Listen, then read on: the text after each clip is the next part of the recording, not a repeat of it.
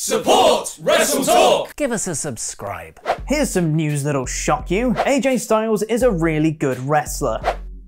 There, I said it, and I don't regret it. He is one of the greatest wrestlers on this glorious flat earth, but according to his former OC stablemates, he's also one of the angriest. During a live stream of their Talk and Shop podcast, Luke Gallows and Carl Anderson talked about just so many things. They mentioned that Styles was so mad when he heard that WrestleMania 36 would be behind closed doors due to the global pandemic. According to the former WWE stars, AJ was keen on sending The Undertaker out the right way, and that AJ wasn't sure he'd be able to do that without fans. Thankfully, the Boneyard match was actually pretty great, so good job everyone. Styles wasn't Taker's only obstacle in the Boneyard, however, as Gallows and Anderson also tried to get one over on the Dead Man, but little did they know that their time in WWE was soon to be at an end. The former OC stablemates were two of the more high-profile stars released by WWE on the infamous Black Wednesday in April 2020. Many assumed upon their release they would simply join their old Bullet Club pals over at AEW or rejoin the actual Bullet Club itself in New Japan, where they originally made their names. Anderson even teased the duo reuniting with the Japanese promotion on Twitter, but as was rumored beforehand, they've now confirmed that they have signed with a different company. Following the end of their 90-day non-compete clause earlier this week, Gallows and Anderson confirmed that they have now signed with Impact Wrestling and that they will be appearing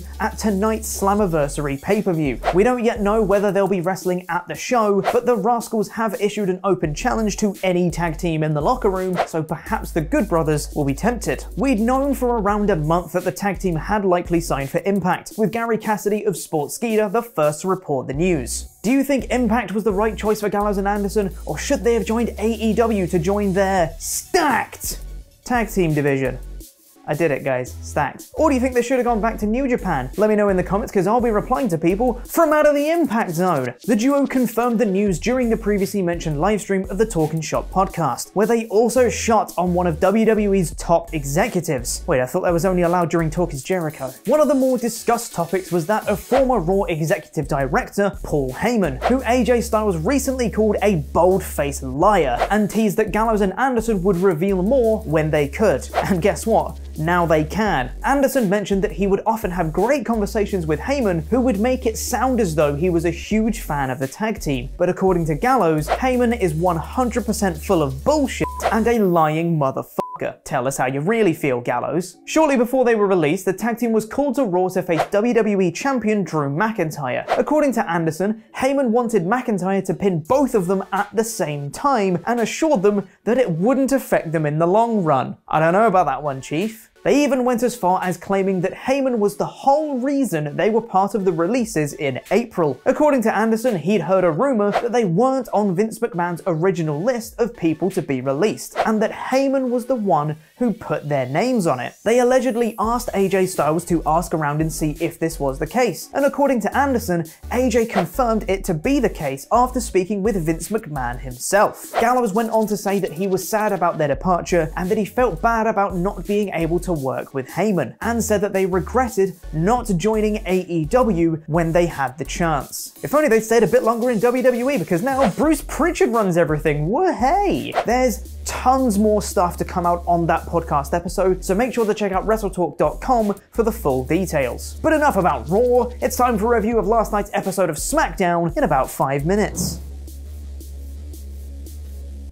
The show started off with everyone that was going to feature on the show cutting a quick promo, montage style, except for Lacey Evans and Naomi. You don't get a promo segment. I actually quite liked this opening, as it gave everyone a chance to talk without overstaying their welcome, and it felt fresh and different. This led straight into Big E versus Cesaro, with the winner picking the stipulation of their tag team title match at the horror show at Extreme Rules at AOL.com between a tables match and a steel cage match. This was a fun match with both competitors being allowed to shine a little. Cesaro's diving corkscrew uppercut remains one of my favorite moves of all time. It's just so pretty! And the finish worked pretty well, with Big E getting up Cesaro for the big ending before the ref had to duck out of the way of Cesaro's swinging legs. Shinsuke Nakamura on the outside immediately jumped into action, nailing Big E with a kick to the side of the head, which allowed Cesaro to hit the neutralizer for the win. Winning with a finisher on SmackDown?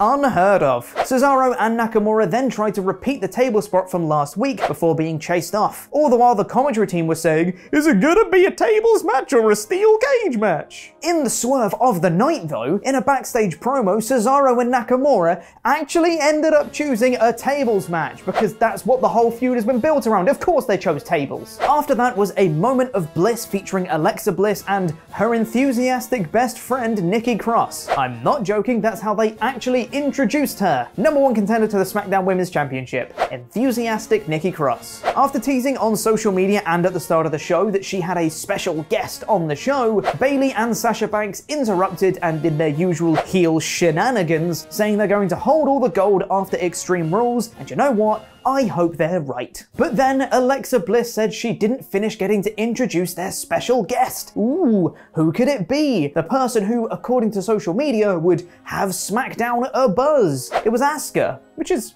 fine. She's good. Just a bit anticlimactic after people have been speculating something like Stephanie McMahon to announce Evolution 2. It's fine, honestly. This led into everyone brawling, which then led into Asuka and Nikki Cross taking on Bayley and Banks in a tag match with Alexa at ringside. I'm normally all for these tag matches where the two champions and challengers face each other before their pay-per-view match, but it feels like we've seen Nikki face Bayley and Banks non-stop for months now, and it's starting to wear a little thin. The match itself was fine with a good finish. Bayley managed to sneak out a win once again using the ropes to pin Nikki Cross. This led into some fantastic character work from Cross backstage, who questioned whether she could even beat Bayley and lamented the fact that she was disappointing everyone back home in Scotland. This was her one and only shot at the title, and she couldn't let it go to waste. But now she just doesn't know whether she can do it. It was awesome babyface work from Cross and made me more invested in her title match against Bayley tomorrow. Bray Wyatt then cut a typically awesome Bray promo from the Swamp, saying he needed to destroy the monster he created. Interestingly, almost all of the footage overlaid in this video package featured Bray, Braun,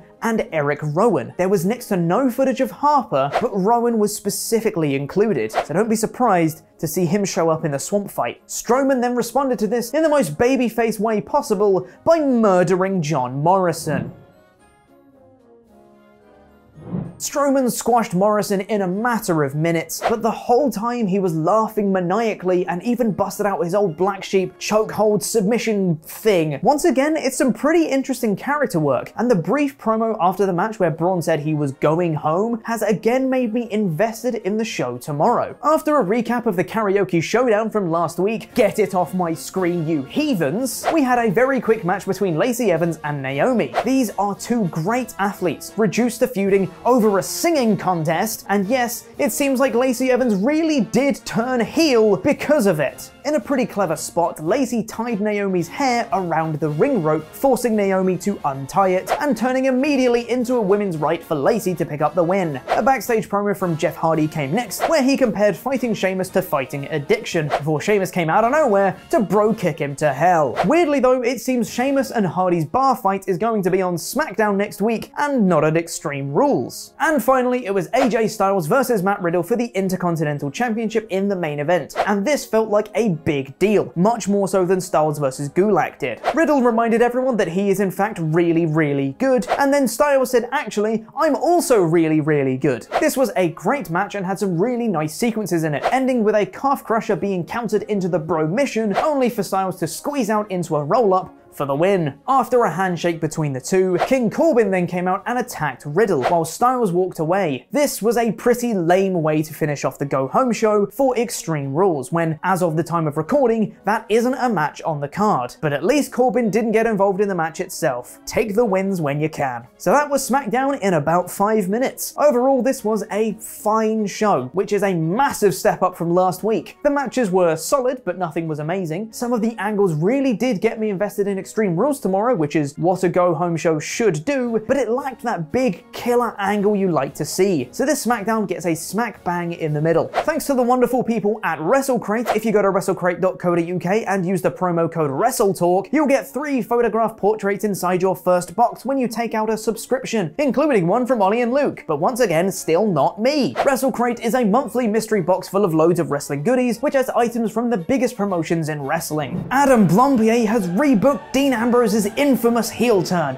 Press the video to the right to watch it, and ahead of Slammiversary tonight, make sure to check out Louis Dangle's interview with EC3, where he talks about his WWE release, his time on the main roster, and more. Press the video below to watch it, and check the links in the description for WrestleCrate, and follow us on Twitter at Pete Quinnell and at WrestleTalk_TV, and that was wrestling.